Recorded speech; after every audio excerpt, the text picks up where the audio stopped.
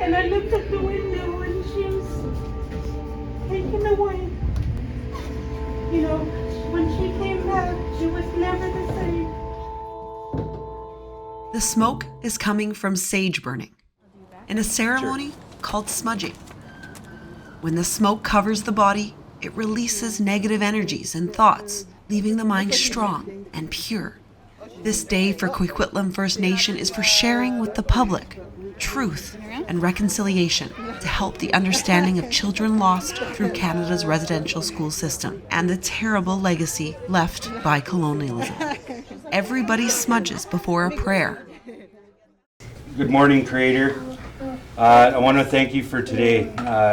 Like I always say, Creator, every day that we can walk through the territory is always a good day. The prayer invites the ancestors from 1,000 years to attend the historic village and honor the family members that have survived through colonization and residential schools. We are the people of the Coquitlam watershed, from the top of this watershed coming all the way down. Everywhere there was a stream, you had a family, a beautiful family that was there, and we led each other, we helped each other, we had our own governance, we were our people that were here. When governments came over, you don't own that land. This whole watershed, it's no longer yours. Now you must go over to 6 acres land. What land do you want? We'll give you a small little chunk of land on 2 areas, and you're not allowed out of them. You're not allowed to practice your culture. You're not allowed to practice your language. You're not allowed to practice anything, and you're not allowed to leave your reserve. So what happened? Colony Farm happened. And the government put dikes up, and they put my nation in the floodplain.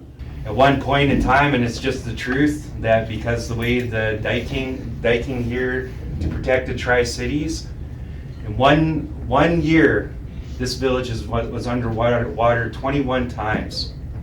And understand, like, this is the only place we were allowed, because under the government's eyes, we weren't allowed to leave these lands. When we tried to get out of those waters, we were shot at and so on. We had to stay here. When we left this reserve, we were shot. Think about that. We left our reserve, we were shot.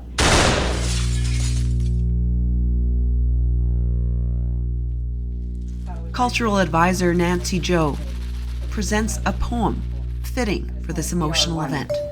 We are the granddaughters, grandsons, nieces, nephews, aunts, uncles, and the cousins of the survivors. I hear their voices within the wind. They say quietly, "Look for us now, so we are not alone." We are the granddaughters, grandsons, nieces, nephews, aunts, uncles, and the cousins of the ones that never made it home. They say again, "Look for us now, because it is time we come home." We are the relatives of the ones that are healing. My cousins all over this land, we all know the stories, and it is time we take a stand. It is time we listen to our elders. It is time we bring our children home. We say, Creator, please help us. Listen for those little voices, for those children that never made it home. My heart aches that you are so alone. We are the relatives of the children full of trauma. For the ones that are still alive, please do not ever feel guilty for being able to survive. I hear the voices within the wind. Look for us now, so we are not alone, because it is finally time.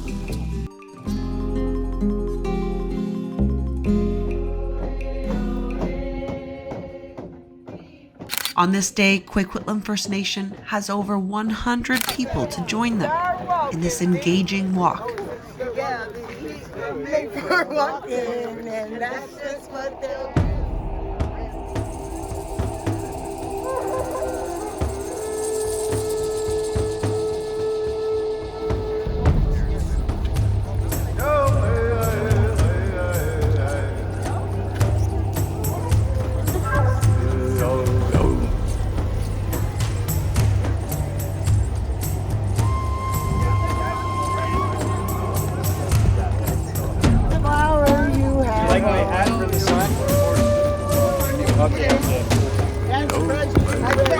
I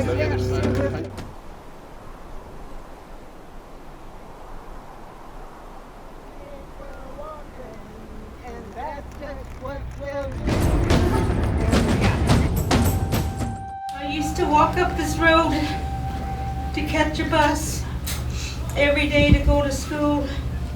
And back then, there was so much prejudice, so much.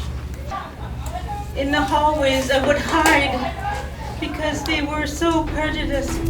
They called me wagon burner, and they called me maggot of the year. And you know, no child should go through that, no child.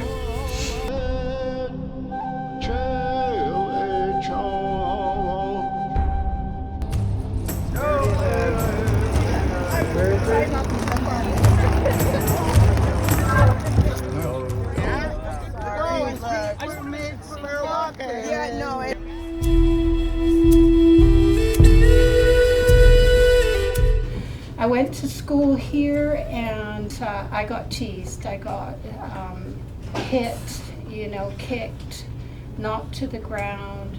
I got called that word, dirty little Indian, and I got called an Indian squaw. So I went on the school bus. I hate school buses. I got teased on the school buses. I got teased off the school buses. I got firecrackers thrown at me. I got tomatoes and strawberries, you name it, eggs. And I got beat up one day, and I went home, and my mother complained to the school, but she asked me what happened, and I told her what I was called, and that's when my mom told me that I was Indigenous.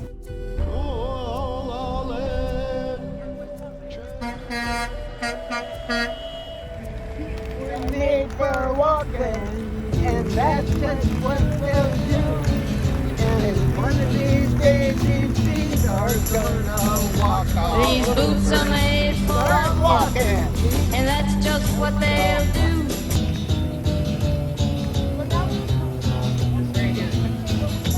Yeah. These boots are made for walking.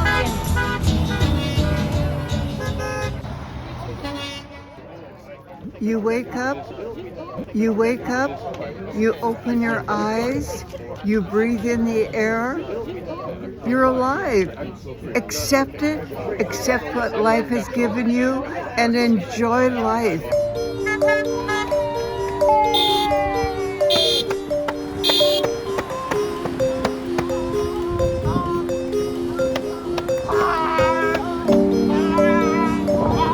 Gibby, honk the horn for us, hey! Today means to me freedom. Freedom of speech, own governance, and remembering those that are not here today, and healing. Honk, honk, honk! What's this mean to you, this walk? It's to recognize the reconciliation of don't forget. This happened, and it's the truth. Whether you want to believe it or not, it's the truth. So screw you if you don't want to believe. We gotta keep putting out this message. We don't want people to forget. We don't want people to forget the reason why we do this. Yeah, we have to acknowledge the truth and then try to move forward together. Yeah, and walk with our neighbors. For me, it means giving back to the nation and the people who have allowed us to grace presence on their territory and in their land. This means everything to me. It's a chance for municipalities, partners, families, friends all to come together and learn and walk together. Like our councillor said, it's truth before reconciliation, and we've had a chance to hear the truth and share our truths through this walk, and gives us a chance to reconcile and work together. And it's a time to reflect and hope that it doesn't ever happen again. What's today mean for you walking with your grandmother?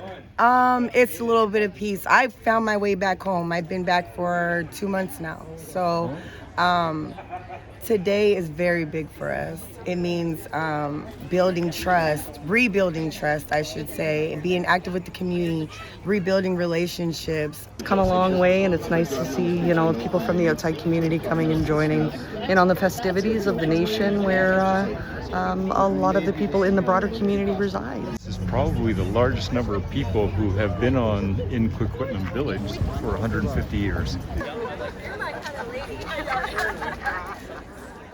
This day, Coquitlam First Nation joined hands with people from the greater community. The walk, a time to share pain and grief, but also hope. Hope for the nation's future, hope for the nation's children.